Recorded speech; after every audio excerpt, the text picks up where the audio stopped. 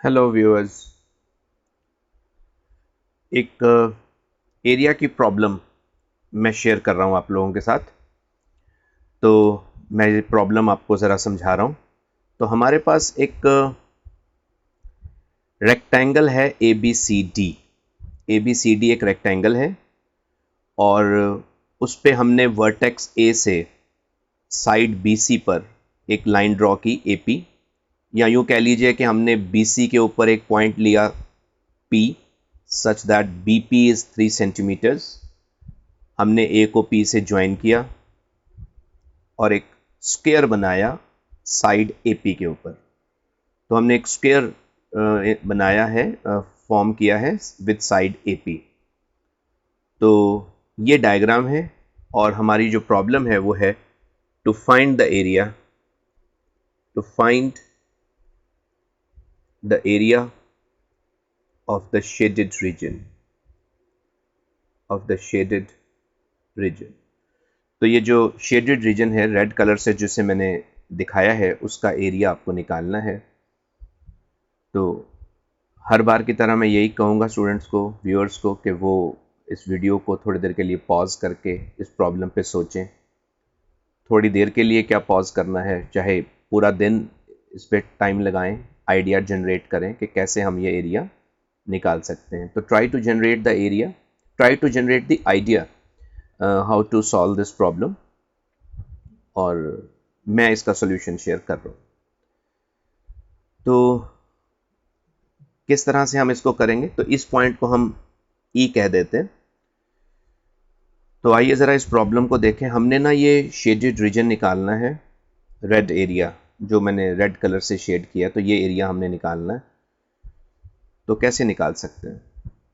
देखिए, अगर मैं इस प्रॉब्लम को मोटे तौर पर देखूं तो इस क्वाड्रिलेटरल ही है ए बी ई डी। इस क्वाड्रिलेटरल का एरिया निकालने के लिए ट्राइंगल के एरिया से, रेक्टेंगल के एरिया से दो ट्राइंगल्स का एरिया आपको सब्ट्रैक्ट कर देना चाहिए, ए बी पी का और पी सी ई का। तो पी सी ई का एरिया और ए बी पी का एरिया अगर आप माइनस कर दें तो आप निकाल सकते हैं। हालांकि एरिया ऑफ द ट्राइंगल, लिखिए जी, area of the triangle A B P, area of the triangle A B P बड़े आराम से हम निकाल सकते हैं, half base into altitude, so it happens to be 9 centimetre square. तो ये एरिया तो 9 सेंटीमीटर स्क्वायर आ गया। ये जिसे मैंने ग्रीन कलर से टिक लगाया, ये एरिया आ गया। तो अब हमें ये वाला एरिया निकालना है। और अच्छा, इसमें एक और प्रॉब्लम है जो मैं समझ पा रहा हूँ कि हमें रेक्टेंगल की एक डायमेंशन तो पता है, ए बी तो पता है वो 6 सेंटीमीटर है, लेकिन बी सी के बारे में हमें जानकारी नहीं है। तो अगर हम ध्यान से देखें तो अभी हमें रेक्टेंगल का एरिया भी नहीं पता। हम जो बात कर रहे हैं कि रेक्टेंगल के एरिया में से हम दो ट्राइंगल का एरिया माइनस करेंगे, तो हमें अभी रेक्टेंगल का एरिया नहीं पता क्योंकि एक डायमेंशन हमें नहीं पता। तो अब ये बात शुरू होती है कि हम कैसे ये सारी डायमेंशंस निकालेंगे। यकीन मानना, मुझे पीसी ज़रूर निकालनी है, मुझे पीसी निकालनी है ताकि मैं रेक्टेंगल की दूसरी साइड निकाल सकूं। चलिए जी, अब यहां से हम शुरुआत करते हैं आइडिया की। देखिए, डायमेंशंस हमें नहीं पता, रेक्टेंगल की भी नहीं पता, तो कैसे हमने वो निकालनी है वो मैं आपके साथ शुरुआत करता हूं। एक बात तो हमें पता है कि एपी की जो डायमेंशन है दैट इज √45, क्योंकि ये एक राइट एंगल ट्राइंगल है, एक डायमेंशन 6 है और एक 3 है, तो ये √45 आएगा पाइथागोरस थ्योरम से।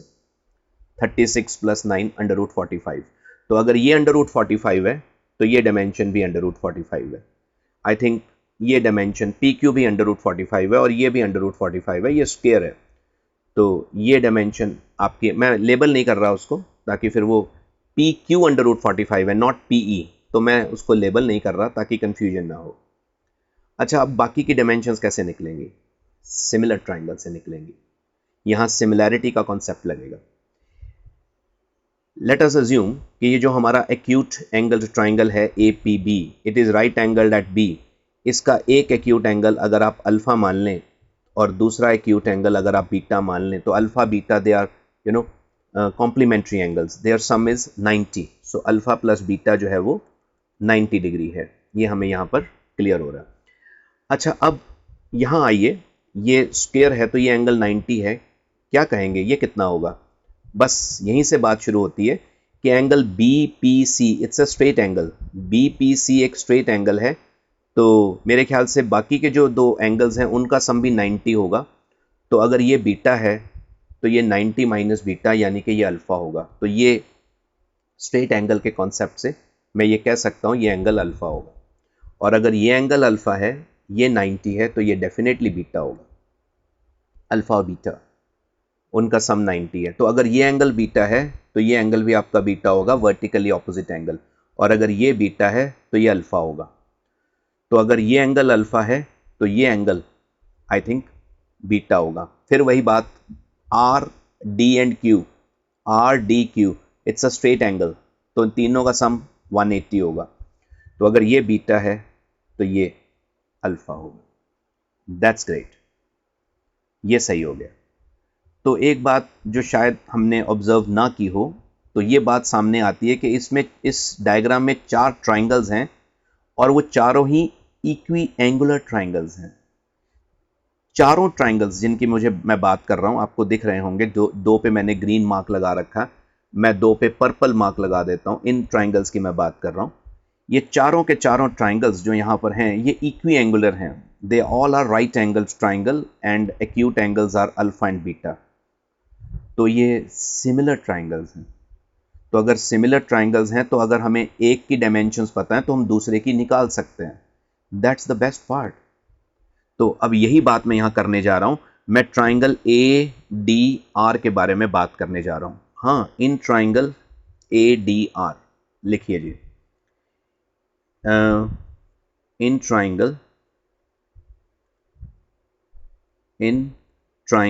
ADR, इस ट्राइंगल के बारे में बात करते हैं।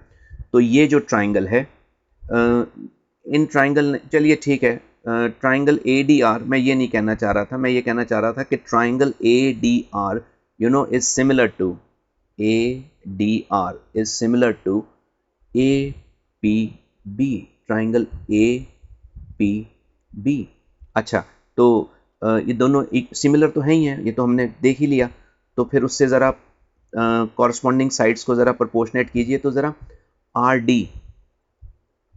RD जो अल्फ़ा के सामने वाली साइड है, इस ट्राइंगल में अल्फ़ा के सामने वाली जो साइड है, और इस ट्राइंगल में जो अल्फ़ा के सामने वाली है वो है PB, उसकी डायमेंशन है 3।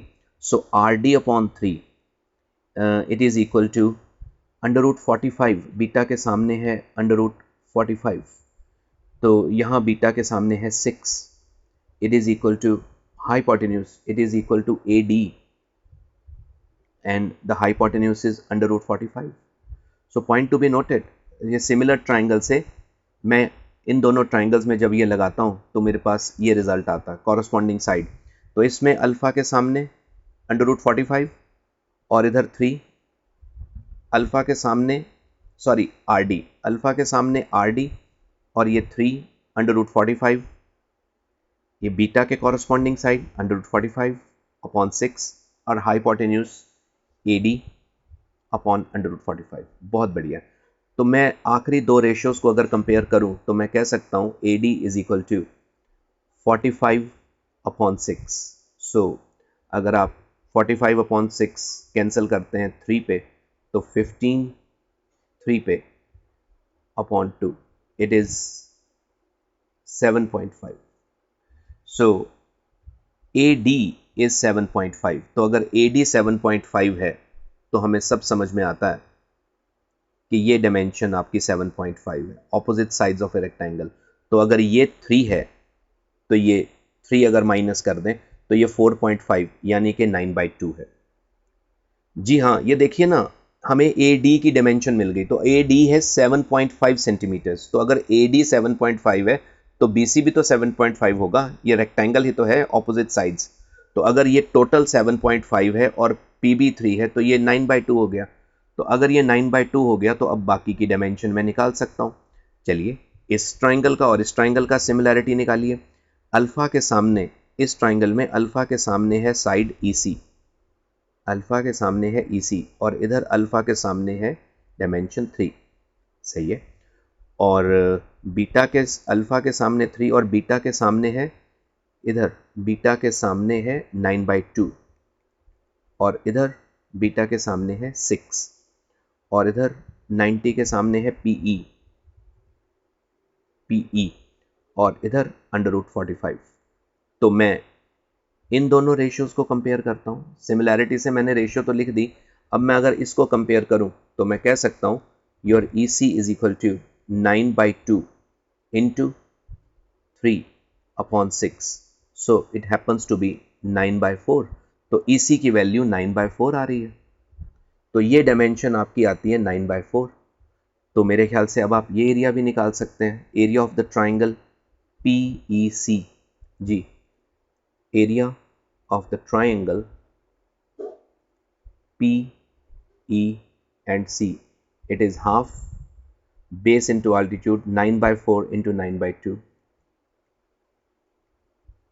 so it is 81/16। so ये एरिया आपका आता है 81/16 ग्रीन एरिया। ये एरिया आपने 9 निकाला था। एरिया ऑफ द रेक्टेंगल कितना आता है? एरिया ऑफ द रेक्टेंगल, तो इसका बेस था 6 और आल्टीट्यूड थी 15/2, 7.5। एक दूसरी डायमेंशन थी 15/2, 4.5 एंड 3 7.5, सो दैट वे 15/2। तो मेरे ख्याल से ये आपका आ गया 3, तो 45, तो 45 सेंटीमीटर स्क्वायर। तो मेरे ख्याल से अब एरिया निकालना कोई मुश्किल नहीं है। Area of the shaded